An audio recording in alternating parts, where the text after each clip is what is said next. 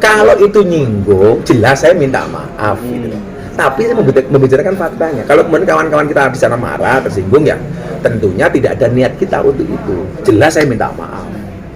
Kalau kemudian apa yang saya sampaikan itu dianggap menyinggung mereka.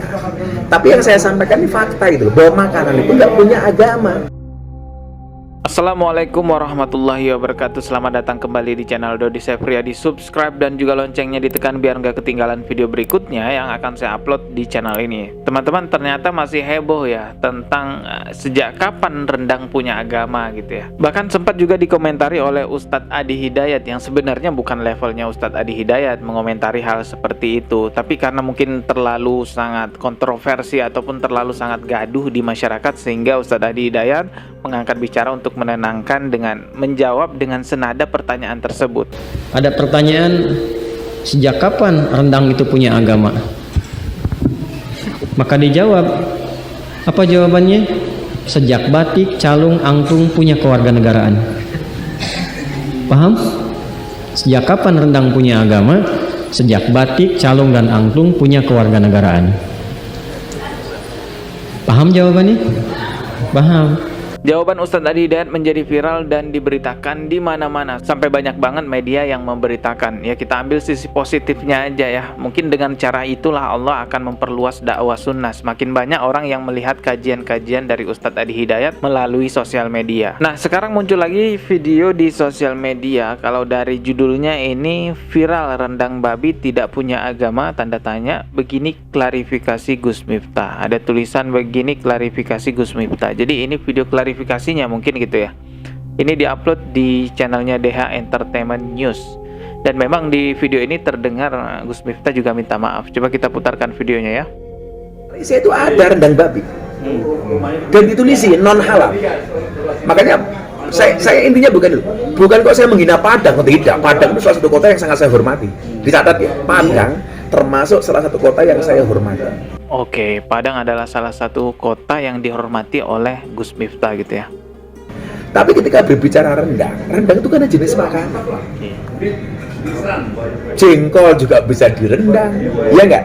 Nah, rendang, jengkol, pete juga bisa direndang. Apalah gitu. Lah, kewajiban makan yang halal itu kan untuk orang Islam. Orang non-Islam yang terserah. Termasuk mereka mau masak babi, mau dimasak rendang, ya terserah.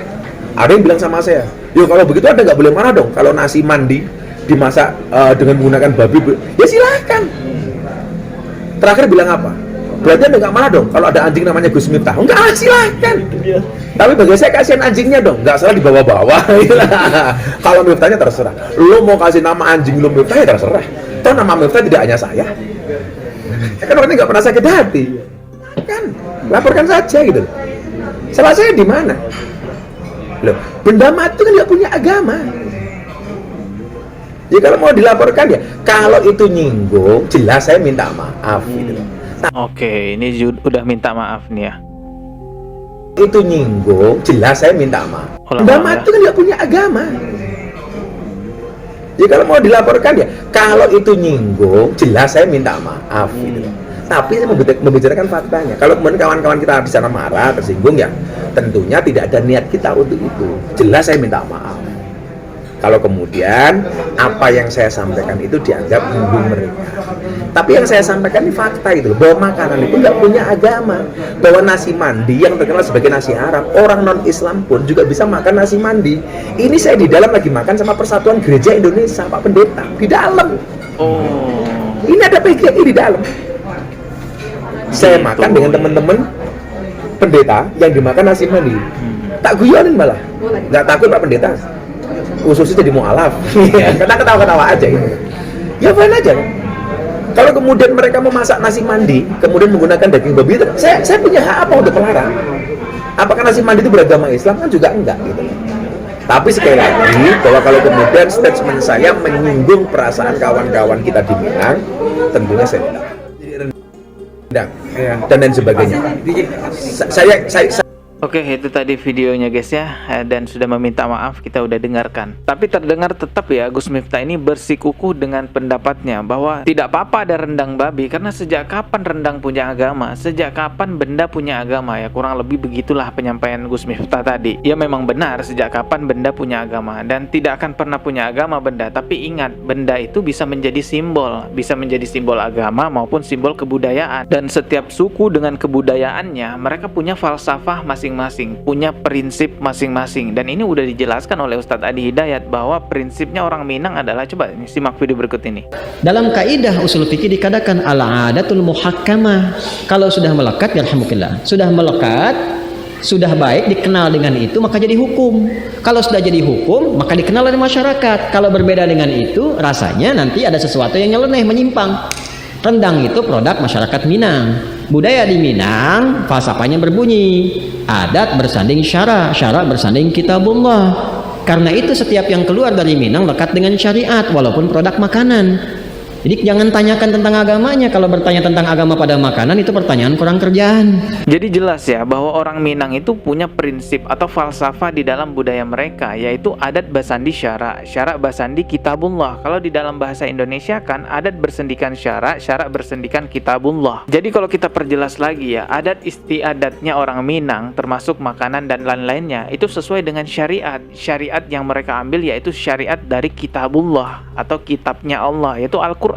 Masya Allah, itu prinsip yang luar biasa loh. Kita walaupun bukan orang Minang harus mendukung prinsip tersebut karena sesuai dengan syariat agama Islam. Kok susah amat nurunin egonya bertoleransi sama muslim yang menjaga nilai-nilai kebudayaannya agar sesuai dengan syariat agama Islam. Sesuai dengan syariat agama Islam loh. Tapi kalau bertoleransi kepada non-muslim kelihatan mudah banget ya, kayak anggun banget gitu ya. Sampai saya lagi makan tuh sama itu. Ya Allah. Ya, kita minum dulu lah, ini pusing juga lama-lama. Ya kalau bisa bertoleransi dengan non-muslim, ya kenapa tidak sih dengan Islam juga bisa bertoleransi, dengan umat Islam yang menjaga syariat agama Islam pada budayanya. Jadi jangan lagi lah ya kita katakan, kok marah sih ada rendang babi? Rendang kan nggak punya agama. Ya Allah, jangan lagi lah bilang gitu ya. Hormatilah sesama muslim kita yang menjaga nilai-nilai kebudayaannya agar tetap murni sesuai dengan syariat agama Islam. Ya mungkin dalam hal ini juga Gus Miftah tidak tahu tentang orang Minang ataupun falsafahnya orang Minang yang seperti itu. Dan saya yakin juga tidak ada niat secara khusus Gus Miftah untuk menyinggung siapapun. Ya murni mungkin karena ketidaktahuannya tentang falsafahnya orang Minang. Orang salah itu biasa teman-teman, karena memang tempatnya salah itu ya manusia. Tapi yang luar biasa itu adalah orang-orang yang bisa memaafkan kesalahan orang lain walaupun itu terasa sakit banget di hati kita. Saya pun juga di sini tidak ada niat menyinggung siapapun, tidak lain tujuan saya hanyalah sekedar edukasi saja teman-teman ya. Dan kita doakan satu sama lain aja lah. Kita doakan juga Gus Miftah, semoga dakwahnya semakin lancar, semoga juga menjadi pahala jariah ya. Dari mana lagi kita bisa menumpuk amal untuk memberatkan timbangan pahala kita di akhirat nanti kalau bukan dari dakwah yang menghasilkan pahala jariah. Di sisi lain dosa-dosa kita tanpa sadar terus menumpuk ya. Itulah manusia, nggak sadar bahwa dirinya berdosa. Dakwah itu bukan profesi, tapi apapun profesinya harusnya bisa berdakwah. Jadi YouTuber bisa berdakwah, jadi guru bisa berdakwah, polisi, tentara, bahkan presiden pun juga bisa berdakwah teman-teman. Oke, sekian dari saya. Mohon maaf jika ada kata yang salah. Subscribe dan juga loncengnya ditekan biar nggak ketinggalan video berikutnya. Wassalamualaikum warahmatullahi wabarakatuh.